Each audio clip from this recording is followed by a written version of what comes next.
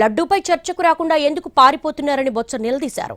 తిరుమల లడ్డూపై ఎప్పుడైనా చర్చకు సిద్ధమని చెప్పామని, తీరా చర్చ చేపట్టాక ప్రభుత్వం స్టేట్మెంట్ ఇవ్వడమేంటని ప్రశ్నించారు. నెయ్యిలో జంతు కొవ్వు కలిసిందని అబద్ధాలు చెప్పారన్నారు. దేవదేవుడు మిమ్మల్ని క్షమించరని, చూస్తూ ఊరుకోడని హెచ్చరించారు.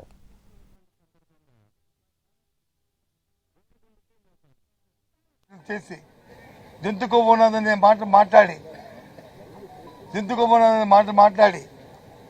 లేకపోతే చేప ఇది ఉందని ఆయిల్ ఉందని చెప్పని మాట్లాడి ఏ పంది కొవ్వు ఉందని మాట్లాడి ఏ రకంగా దేవదేవుడి తాలూకా ధనాన్ని భక్తి దాన్ని దోచుకు తింటున్నారో ఆలోచించమని చెప్తున్నారు.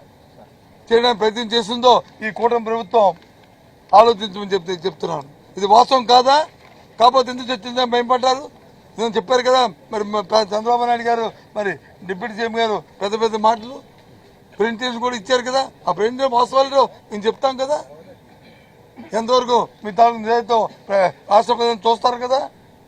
మీరు దొంగలా, మేము తప్పు చెప్పింది తప్ప, మీ దోపిడీ కరెక్టా లేకపోతే మేము చెప్పింది తప్ప అని రాష్ట్ర ప్రజలు చెప్తారు కదా, నిర్ణయిస్తారు కదా. చాలా తప్పు. ఆ దేవదేవుడు క్షమించారు. ఇటువంటి దోపిడీని వచ్చి